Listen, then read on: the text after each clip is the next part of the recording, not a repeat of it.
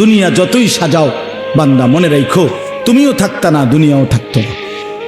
তুমিও যেমন মৃত্যু হবে এই কায়নাতেরও মৃত্যু হবে।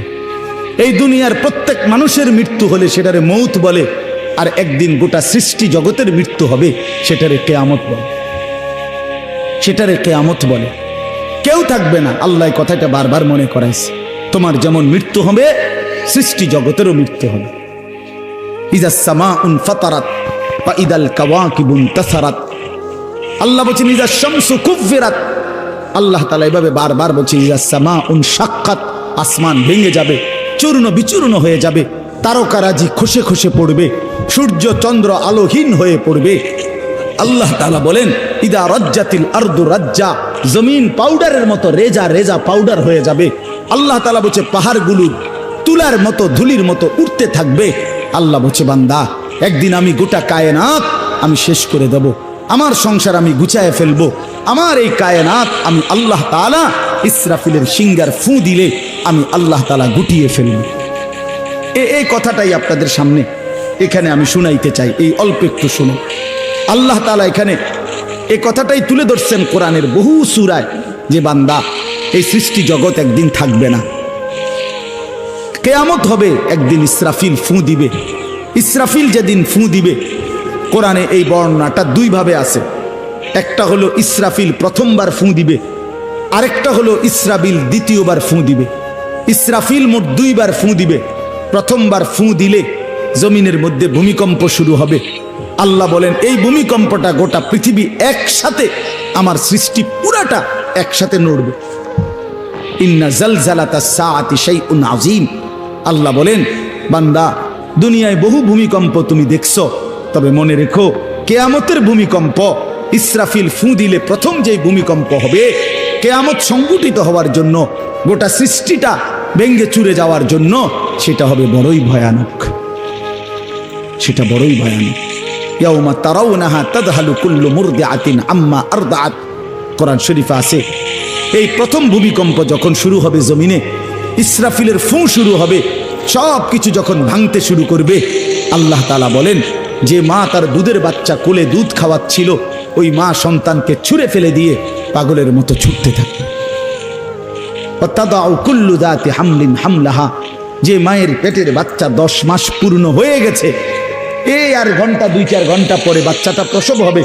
আল্লাহর কসম, আল্লাহ কোরআনে বলছে সেই গর্ভধারিণী মা 10 মাস যে তার সন্তানকে গর্ভে লালন করেছে, ইসরাফিলের ফু দিলে জমিনের কম্পন যখন শুরু হবে, ভূমিকম্প, তখন এই গর্ভধারিণী মা এভাবে দৌড়বে, এভাবে ছুটবে, নিজের বাচ্চা নিজের থেকে খালাস হয়ে পড়ে যাবে, বা ফিরেও তাকাবে।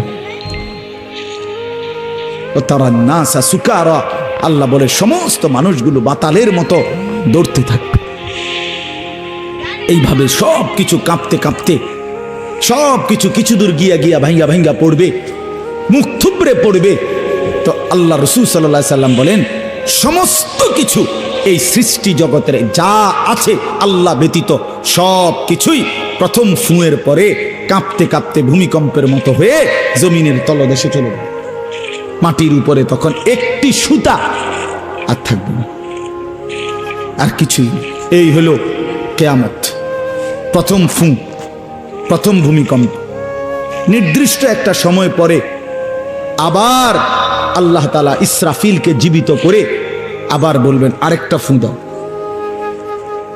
একটি নির্দিষ্ট সময় পরে। সেই সময়টা কতদিন? হাদিসের একটি বর্ণনা থেকে, নবীজির একটা বর্ণনা থেকে মুহাদ্দিসিনে কেরাম বলছে এই দ্বিতীয় ফু আর প্রথম ফুর মাঝখানে, প্রথম ফুতে সব কিছু যখন কবরে চলে যাবে, তখন হতে পারে দ্বিতীয় ফু দিতে দিতে মাঝখানের সময় 40,000 বছর। আমার বন্ধু, আমার বাপ, আমার ভাই, রাত হইছে, কষ্ট সবাই করতেছেন, এতটুকু তো ভাবেন সর্বশেষ যেই লোকটা কবরে যাবে, শেষ হতে পারে তাকে কবরেই থাকতে হবে 40,000 বছর।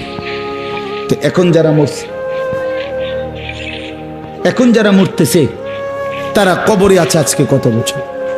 নবীজি সাল্লাল্লাহু আলাইহি সাল্লামের জামানায় যারা মারা গেছে তারা আজকে কতদিন কবরে?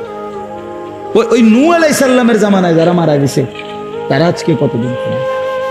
ভেবে দেখেন। আচ্ছা, এই শেষ লোকটাই যদি 40,000 বছর থাকতে হয়, আর যদি কবরের আযাব হয়, তার কি পরিমাণ কষ্ট পাবে সে, কি পরিমাণ কষ্ট পাবে।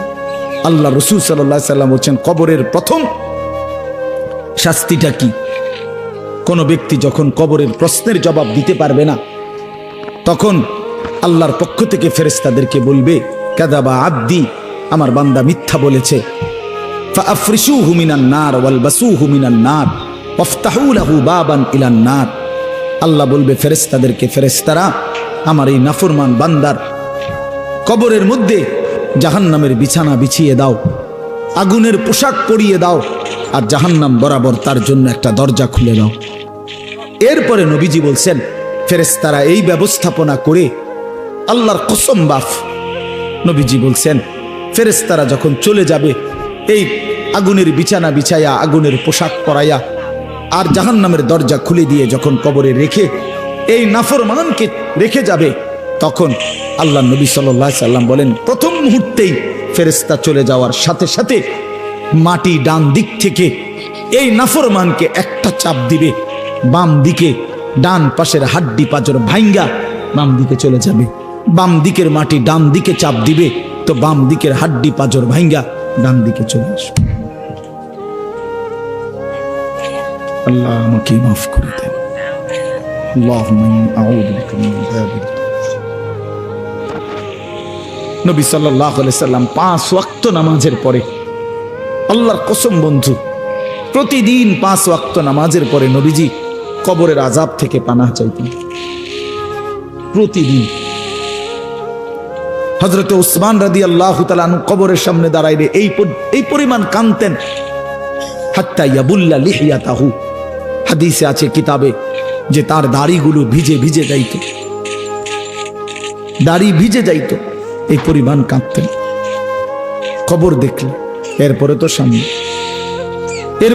সামনে ভাইয়া, বিষয়টাকে হালকা মনে করেন না। বাবারা আমার, ছেলেরা আমার, বিষয়টাকে দোস্ত আমার, হালকা মনে করেন। এই বেনামাজি জিন্দিগি কষ্ট পাইবেন, এই বেহায়ার জিন্দিগি কষ্ট পাইবা বাপ। আমি বলছিলাম আরেকটা কথা আল্লাহ নবী বলবে, একটা কথা তো আল্লাহ বলছে, বান্দা আমি আর কতবার বললে, কেমনে বললে, আমি এর চাইতে দামি আর কোন কথা নাজিল করলে তুমি আমারে মানতা। আর নবীজি বলবে হাসরের ময়দানে,